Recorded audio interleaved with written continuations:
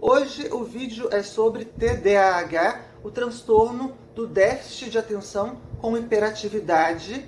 Esse é um vídeo, confesso, que vai ser bem mais emotivo do que propriamente técnico, porque embora eu vá trazer alguns debates científicos do que as reflexões, os estudos sobre o TDAH mais recentes e mais validados têm nos apresentado sobre o tema, mas eu devo confessar que além de ser um diagnóstico comum entre os espectadores, entre os seguidores do canal, o TDAH me atinge e atinge muito a minha vida cotidiana, assim, até hoje. E na verdade, a inspiração para este vídeo em particular veio quando, nessa última semana, eu fiquei de cama basicamente a semana toda. E assim, parecia que eu estava muito depressiva, mas não era depressão. Na verdade, eu estava muito triste, muito ansiosa, sem saber o que fazer, ou melhor, sabendo muito o que fazer, muito preocupada com isso, mas sem saber como começar tudo que eu tinha para fazer. Nossa, só de pensar eu já fico apavorada. E sem saber também como sequenciar o passo a passo. Então, de a partir do que eu comecei uma coisa, como é que eu vou seguir nas próximas etapas, enfim. Tudo isso me deixava em pânico, e aí eu buguei, assim, fiquei de cama, não conseguia levantar, não conseguia descansar, criar memórias boas, pensar em coisas prazerosas, nada disso. Eu só conseguia ficar preocupada com o que eu estava deixando de fazer, mas também sem conseguir executar nada. E aí o Ramon, que é o produtor do Mundo Autista, um profissional maravilhoso, mas sobretudo um ser humano sem igual, assim. E ele me mandou um vídeo do canal Ludo Viajante justamente sobre o TDAH, no qual o criador do canal colocava de uma maneira bem sensível e muito lúdica, mas muito bem explicada, como que ele se sentia com o TDAH, às vezes devendo. O canal ia crescendo muito e ele ficava apavorado. Eu me identifiquei muito com isso, inclusive. O canal ia crescendo muito e ele ficava muito apavorado em como conseguir continuar produzindo conteúdo de qualidade para as pessoas, para os seus seguidores. E ele entrava em pânico, não sabia muito bem como fazer, né? Na verdade, as coisas. E aí uma coisa que ele relata muito interessante também nesse vídeo são os sentimentos que vêm, as vozes, que ele chama lá, de culpa, de medo, da agressividade de outras pessoas, porque o medo, de certa forma, acaba sendo um combustível para a gente tentar buscar fazer isso. Mas a que preço e a que dor, né? A que sacrifício a gente está fazendo, então, as nossas tarefas cotidianas, que para outras pessoas podem ser muito simples ou não, mas que para a gente são muito complexas. E eu vou explicar por que elas são então bastante complexas pra gente. O canal tá parado há quase 3 meses. Aconteceu uma coisa muito doida que foi... O último vídeo explodiu. Eu nunca ganhei tantos inscritos. Aliás, muito obrigado. Era pra isso ser bom, mas não sei. Em vez de ficar inspirado, eu acabei entrando em pânico. E eu queria desabafar sobre o que tá acontecendo. Na verdade, eu não ia gravar esse vídeo, porque eu pensei, ninguém vai entender. O canal tá indo bem, as pessoas estão sendo queridas. Thiago Ventura comentou no meu vídeo. Tudo que eu sempre quis. De repente, meu cérebro olha pra mim e diz: Não, não o que, cérebro? só não. Eu fico 3 meses sem conseguir criar nada. Como esse assunto seria relevante pra você, que talvez tenha que acordar às 6 da manhã, pegar ônibus, trabalhar pro seu chefe, comprar um jet ski? Eu me sinto um mimado vindo aqui reclamar desse problema. Sabe aquele meme, Deus, por que você me escolhe para suas maiores batalhas? Seu trabalho hoje era literalmente abrir o Microsoft Word. São 4 da tarde e você ainda não saiu da cama. O TDAH, ele tem como característica muito mais do que a questão de um déficit de atenção, um nome até bastante controverso por causa disso. Ele tem no seu cerne, assim, no seu centro, uma desregulação na atenção. Então as pessoas com TDAH têm sim um hiperfoco, elas conseguem se concentrar, por exemplo, em coisas que elas gostam de fazer, e até uma definição bastante polêmica, mas que eu já ouvi de muitos profissionais conceituados nos últimos anos, é que TDAH é dificuldade de fazer coisa chata para aquela pessoa.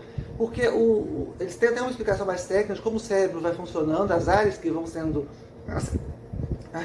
de como o cérebro vai funcionando, de que áreas vão sendo acessadas para isso, mas aqui, né, nesse contexto, vale colocar que o TDAH, ele aparece, né, ele se evidencia mais quando há uma atividade menos prazerosa, porque aí ele passa a exigir que outras áreas do cérebro funcionem e assim a pessoa consiga concluir ou concretizar aquela atividade.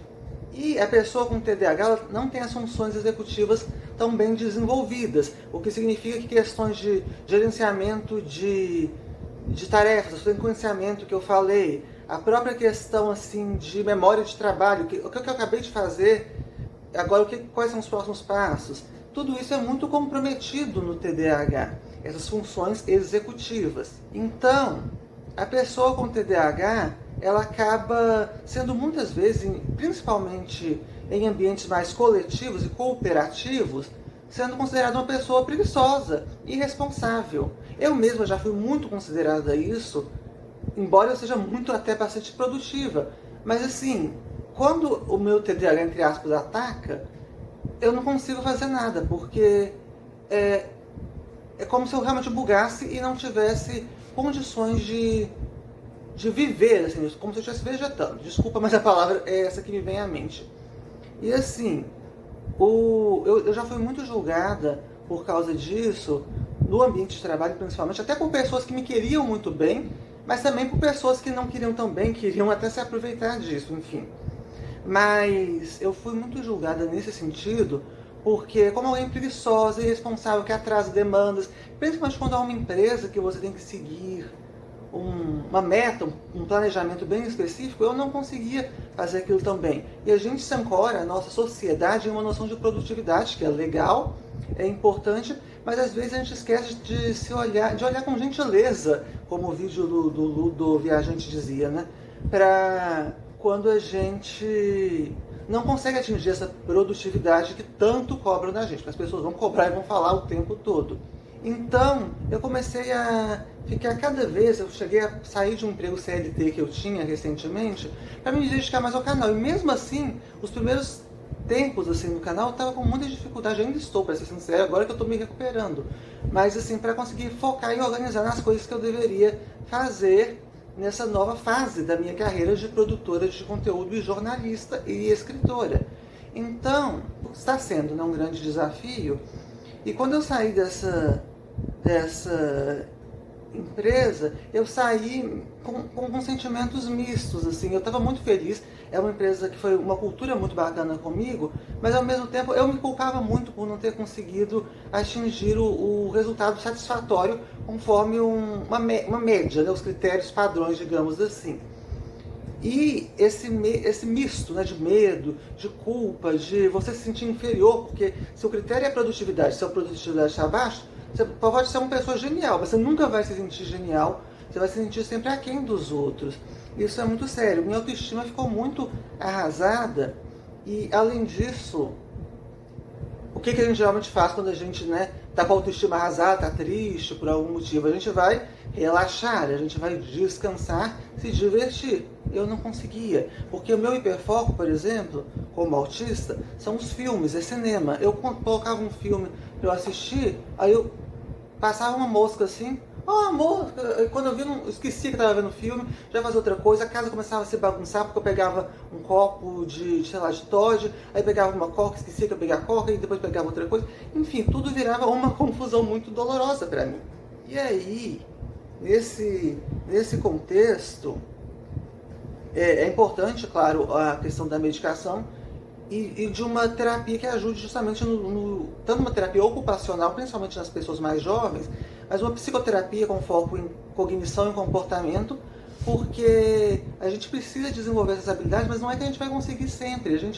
Se fosse conseguir sempre, é exatamente o que você fala para a pessoa. Agora você vai enxergar, vai fazer tudo como as outras pessoas. A gente não dá conta. E tá tudo bem. Só que a gente precisa pensar em recursos, em modos de compensar que não nos tragam sofrimento que as pessoas impõem que a gente tenha só para dar conta assim, do básico. Que para elas é o básico, mas para a gente é um grande esforço. E um esforço sofrido, dolorido, porque não é que a gente não esteja tentando, a gente está. Então, esse vídeo realmente está sendo muito, muito emotivo para mim. Mas o que eu queria, tô até um pouco trêmula, mas assim, o que eu queria pontuar, principalmente, é que essa junção de desafios na vida diária podem tornar a vida da pessoa realmente insuportável. Aquela coisa, se vocês acham que é insuportável o quadro que eu estou descrevendo assim, aqui é porque é. E você não recebe apoio nem de você mesmo, nem dos outros. É uma coisa pavorosa. Você, claro, precisa desenvolver, já que os outros não estão me apoiando, você vai pelo menos achar uma esperança lá no fundo do poço.